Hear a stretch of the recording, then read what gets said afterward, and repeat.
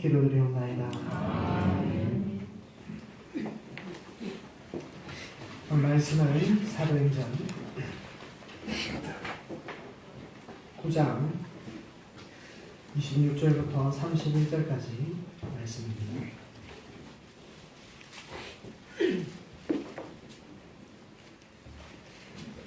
사도행전 9장 26절에서 31절까지 한 절씩 교독하고 마지막 장을 읽겠습니다.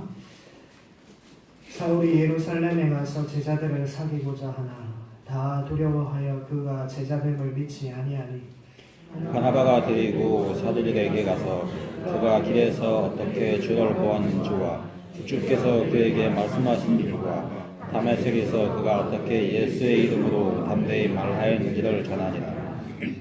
사울이 제자들과 함께 있어 예루살렘에 출입하며 또 주 예수의 이름으로 담대히 말하고 헬라파 유대인들과 함께 말하며 그러니 그 사람들이 죽이려고 힘쓰거늘 형제들이 알고 가이사랴로 데리고 내려와서 다소로 보내니라. 그리하여 온 유대와 갈릴리와 사마리아 교회가 평안하여 든든히 서가고 주를 경외함과 성령의 의도로 진행하여 수가 더 많아지니라. 저는 오늘 성령님은 교회를 세우십니다 주제로 말씀을 나누고자 합니다. 사도행전을 성령행전이다라고 합니다. 왜냐하면 성령님께서 하시는 일들이 대부분 기록되어 있기 때문입니다.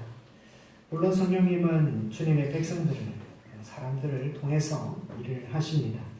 성령 충만한 사람을 통해 많은 역사가 나타나는 일들이 이 사도행전에 많이 기록되어 있습니다. 오늘 말씀에도 보시면 성령님께서 하시는 일들을 볼 수 있습니다.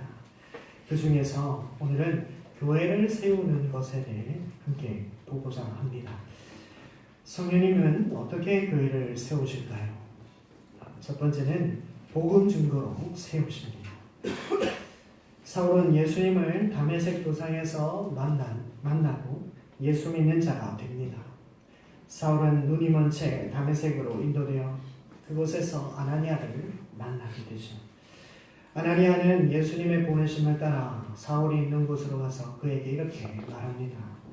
사도행전 9장 17절에 아나니아가 떠나 그 집에 들어가서 그에게 안수하여 이르되 형제 사울아 주곧 내가 오는 길에서 나타나셨던 예수께서 나를 보내어 너로 다시 보게 하시고 성령으로 충만하게 하신다 하니 성령으로 충만하게 하신다 말합니다.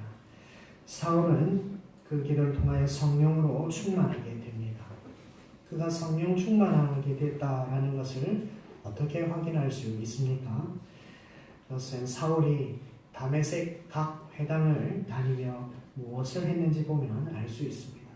우리가 읽은 오늘 본문의 27절 말씀을 보시면 바나바가 데리고 사도들에게 가서 그가 길에서 어떻게 주를 보았는지와 주께서 그에게 말씀하신 일과 다메섹에서 그가 어떻게 예수의 이름으로 담대히 말하였는지를 전하니라.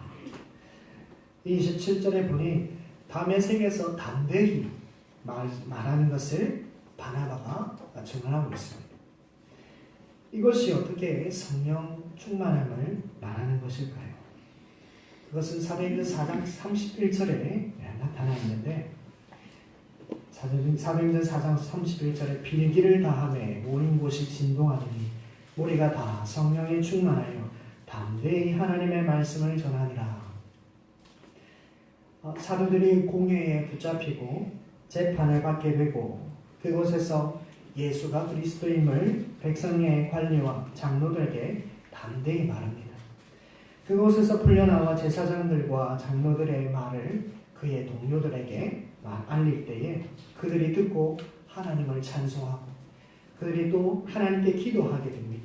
그런데 빌기를 다함에 그곳이 진동하고 우리들이 성령에 충만하여 하나님의 말씀을 담대히 전했다라고 합니다.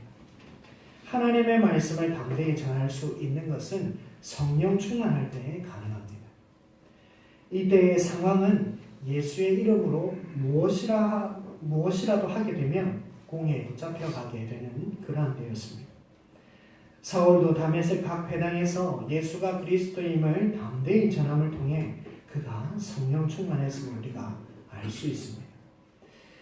이것은 계속해서 나타나는 현상입니다. 29절을 또 보시면 또 주 예수의 이름으로 담대히 말하고 헬라파 유대인들과 함께 말하며 변론하니 그 사람들이 죽이려고 힘쓰거늘. 예수의 이름으로 말하는 것은 목숨의 위험을 받는 일이 되었습니다. 이것은 스데반의 일로 시작된 것이죠. 그곳에 사울도 함께 있었습니다. 하지만 사울은 자신이 만난 예수님이 그리스도임을 증거하지 않을 수가 없었습니다. 또 이 복음 증거를 통하여 교회를 세우시는 것은 오늘 이 말씀 중에 예수님이 하신 말씀에서도 찾아볼 수가 있습니다. 오늘 본문 31절에 보시면 그리하여 온 유대와 갈릴리와 사마리아 교회가 평안하여 든든히 서가고 주를 경외함과 성령의 위로로 진행하여 수가 더 많아지니라. 우리가 31절을 보면 어디에서 좀 본 듯한 느낌을 받습니다. 어디에서 보았느냐 하면 예수님이 승천하시기 직전에 사도들에게 하신 말씀에서 볼 수가 있습니다. 사도행전 1장 8절 오직 성령이 너에게 임하시면 너희가 권능을 받고 예루살렘과 온 유대와 사마리아와 땅 끝까지 이르러 내 증인이 되리라 하시니라. 예수님이 사도들에게 성령이 너에게 임하실 때까지 예루살렘에서 떠나지 말라 그렇게 말씀하시고 그들은 그곳에서 떠나지 않고 있었죠. 오순절이 되어 예수님께서 약속하신 성령님이 오셨고 그곳에 많은 사람들이 예수 믿는 일들이 일어납니다. 예수님께서 말씀하신 대로 성령이 오셨습니다. 그리고 이 본문에서도 그 말씀이 성취되고 있는 것이죠. 사울이 지금 어디에 있습니까? 예루살렘으로 올라갔죠. 예루살렘에 있습니다. 사울은 예루살렘에서 예수님의 증인이 되어 그분이 죽었다 부활하신 하나님의 아들이시고 예수가 그리스도임을 담대히 전하고 있는 것입니다. 비록 헬라파 유대인들의 위협으로 도망은 가게 되었지만 그는 여전히 증인이었습니다. 또한 사울은 자기 고향 다소로 갔고 그곳에서도 분명히 복음을 전했을 것입니다. 그리고 성령님은 예수님의 말씀대로 온 유대와 갈릴리와 사마리아 교회가 평안하여 든든히 설 수 있도록 하셨습니다. 이 말씀을 통해서 우리가 교회가 어떻게 세워지는지 알 수 있습니다. 교회는 누가 세웁니까? 성령님이 세우십니다. 사람이 세우는 것 아닙니다. 돈이 세우는 것은 더더욱 아닙니다. 오늘날 우리는 교회의 일을 할 때에 사람이 없어서 일을 못한다. 그럽니다. 돈이 없어서 못한다 합니다. 그러나 교회를 세우는 것은 성령님이 하시는 일입니다. 물론 성령 충만한 사람을 통해 일을 하시지만 사람이 하는 것 결코 아니죠. 우리 주님의 교회도 마찬가지입니다. 우리 교회를 세우시는 분은 성령 하나님이실 줄 믿습니다. 복음 증거로 오늘 세우신다 하셨습니다. 성령께서 일하실 수 있도록 우리는 무엇을 하면 되겠습니까? 성령 충만을 달라고 기도해야 하겠죠. 내 힘으로, 내 방식으로, 내 경험으로 일을 하면 안 되는 것입니다. 우리는 우선 성령의 충만함을 필요로 해야 하는 것이죠. 교회를 섬기기를 원하십니까? 성령 충만하셔야 합니다. 성령 충만은 무엇으로 드러난다 했습니까? 복음 증거함으로 드러난다 했습니다. 여러분의 삶에 복음 증거함이 있습니까? 전하지 않고는 견딜 수 없는 그런 마음이 여러분들에게 있습니까? 이번 주 수요 전도가 끝이 났습니다. 완전히 끝난 것은 아니고 잠시 쉬었다가 내년에 다시 시작하게 될 것입니다. 수요 전도를 통해서 사람들이 구름대처럼 주님의 교회로 몰려오는 것은 아니지만 우리는 이 일을 계속해야 하는 것입니다. 수요 전도뿐만 아니라 개인의 전도가, 복음 전도가 있어야 합니다. 사는 게 바빠서, 너무 지치고 힘들어서, 또 귀찮아서 복음을 전하지 못하고 있습니까? 오늘 성령 충만을 달라고 함께 기도하시길 바랍니다. 성령 충만할 때 우리는 복음을 전하는 증인의 삶을 살게 될 것입니다. 주님 우리에게 명령하셨습니다. 하늘과 땅의 모든 것을 내게 주셨으니 그러므로 너희는 가서 모든 민족을 제자로 삼아 아버지와 아들과 성령의 이름으로 세례를 베풀고 내가 너희에게 분부한 모든 것을 가르쳐 지키게 하라. 볼지어다 내가 세상 끝날까지 너희와 항상 함께 있으리라 하시니라. 이 명령을 우리에게 주셨으니 이 명령을 따라 순종하기 위하여 오늘 우리 성령 충만을 달라고 함께 기도하기를 바랍니다. 두 번째, 성령님은 교회를 위로로 세우십니다. 31절 마지막에 보면 성령의 위로로 진행하여 수가 더 많아진다 말씀합니다. 위로라는 단어는 파라클레세이, 이 어근의 파라클레토스, 이것은 이 성령의 또 다른 이름을 말하는데 그것은 보혜사로 번역되었습니다. 성령님의 사역 중에 위로하심이 있습니다. 스데반의 죽음으로 예루살렘의 박해가 시작되었습니다. 교회의 한 사람이 돌아가실 때에 온 교회는 슬퍼합니다. 왜 그렇죠? 나와 아무런 상관이 없는 사람이 돌아가셨는데 왜 슬퍼합니까? 우리는 주 안에서 다 형제이기 때문입니다. 한 가족이 되었습니다. 그래서 우리는 슬퍼하죠. 또한 박해로 인해 온 유대와 갈릴리와 사마리아 등 여러 지역으로 모두 흩어지게 되었습니다. 자기 집을 떠나야 했습니다. 자기가 살던 고향을 떠나야 했고 자기 친구들을 떠나야 했습니다. 심지어 가족도 떠나야 했습니다. 이들에게 무엇이 필요했습니까? 위로가 필요했습니다. 성령의 위로는 무엇을 말하는 것일까요? 성령님이 와서 아무개야 많이 힘들지? 수고했다. 이제 좀 쉬라. 이렇게 해주십니까? 물론 성령님은 우리 안에서 이런 말씀도 해주십니다. 그러나 무조건 이런 방식으로 하시지는 않습니다. 성령의 위로하심은 하나님의 일하심을 보이시는 방식으로 위로를 하십니다. 오늘 사울이 예루살렘으로 올라와 사도들과 사귀고자 했을 때에 사울을 두려워하여 교제가 잘 되지 않았습니다. 사울이 사도를 만나기를 한 번 하고 그냥 포기한 것 아닙니다. 이 말씀에 보니 사귀고자 하나라고 번역된 이 하나에 해당되는 에페이라젠이라는 단어는 반복을 나타내는 미완료 과거로 되어서 몇 번이고 더 시도했고 몇 번이고 더 시도했음을 의미하고 있습니다. 그런데 사도들이 쉽게 만나주지 않았습니다. 왜 그렇습니까? 사울이 예수님을 만나고 그의 완전히 변화된 모습을 소문으로는 들었지만 과연 그 사람이 진짜 예수의 사람이 되었는지는 확인할 길이 없었기 때문에 그들도 분명히 두려워했을 것입니다. 모든 예수 믿는 자들을 죽일 수 있기 때문이죠. 그런데 하나님은 바나바를 준비해 두셨습니다. 사울이 어려움을 당하고 있을 때에 하나님은 이 바나바를 보내주셨습니다. 27절에 보면 바나바가 데리고 사도들에게 가서 바나바는 사울의 변화를 사도들에게 가서 말해줍니다. 그가 길에서 어떻게 주를 보았는지, 주께서 그에게 말씀하신 일과 다메섹에서 그가 어떻게 예수의 이름으로 담대하게 말하였는지를 증언해주고 있습니다. 그러한 과정을 거쳐서 사울은 예루살렘 교회 안으로 들어올 수 있게 되었습니다. 28절에 사울이 제자들과 함께 있어 예루살렘에 출입하며 사울에게 바나바는 정말 귀하고 고마운 사람이죠. 이 바나바는 사울에게 위로가 되어졌습니다. 바나바의 그 뜻이 위로자입니다. 원래 이름은 요셉이고 바나바는 별명입니다. 하나님이 준비하신 이 바나바를 통해서 사울은 위로를 받을 수 있었습니다. 그리고 사울이 헬라파 유대인들에게 목숨의 위협을 받을 때에도 형제들의 도움이 있었습니다.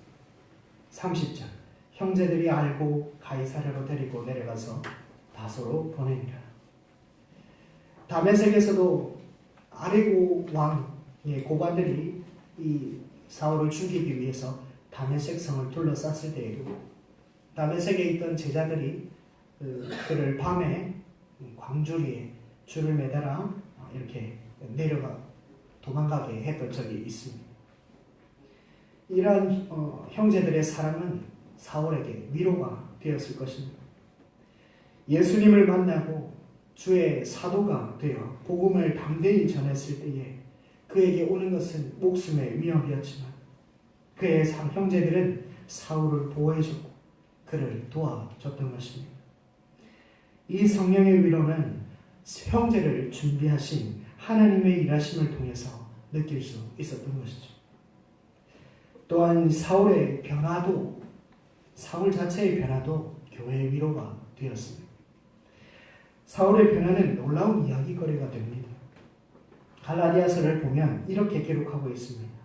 갈라디아서 1장 23절에 다만 우리를 박해하던 자가 전에 멸하려던 그 믿음을 지금 전한다 함을 듣고 나로 말미암아 하나님께 영광을 돌리니라.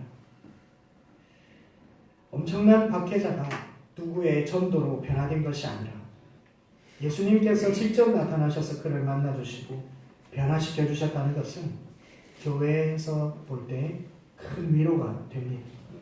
왜냐하면 하나님께서 그의 교회를 보호하고 보존하시며 지키신다는 것을 볼 수 있기 때문이죠. 그런 차원에서 가장 박해하는 데 앞장섰던 사울의 변화는 교회적으로 볼 때 하나님의 엄청난 일하심이라는 것을 우리가 알 수 있습니다. 이것은 도저히 하나님이 하셨다라고 밖에 말할 수 없는 것이죠. 그래서 유대의 교회들이 사울의 변화 소식을 듣고 하나님께 영광을 돌렸다라고 그렇게 말하고 있는 것입니다.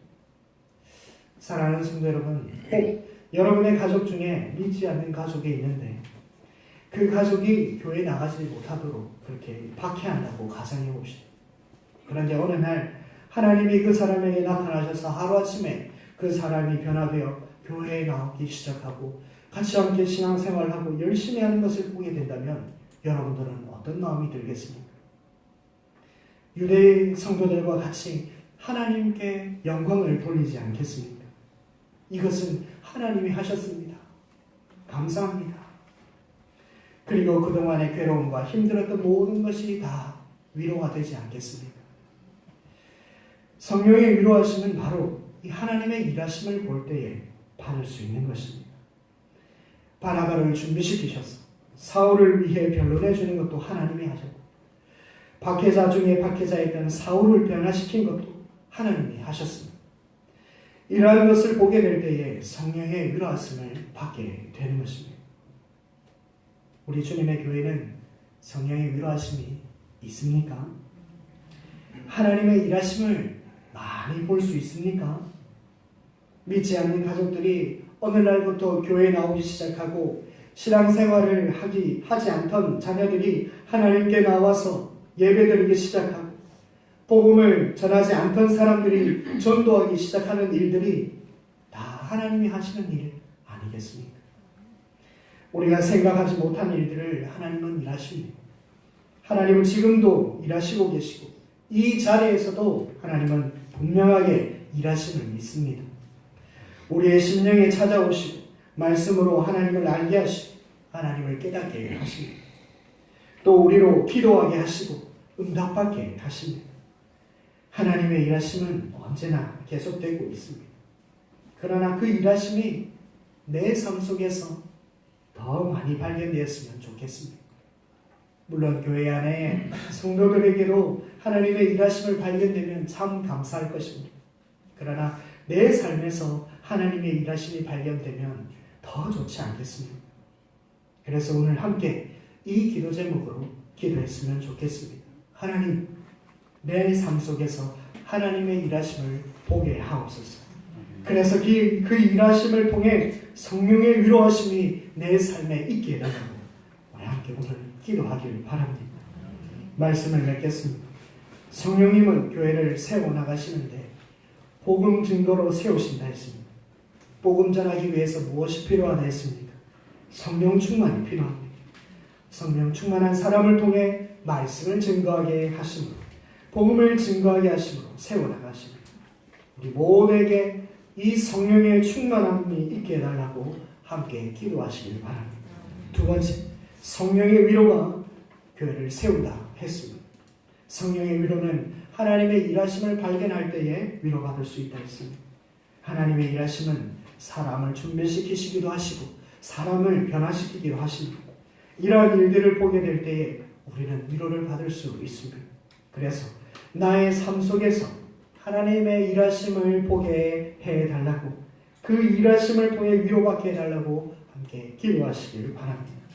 성령님께서 우리 주님의 교회를 세워나가실 때에 나를 사용해달라고, 내 안에 성령 충만을 주셔서 복음 증거하게 하시고 내 삶 속에서 주님의 일하심을 보게 해달라고 기도하는 오늘 저녁이 되기를 간절히 바랍니다.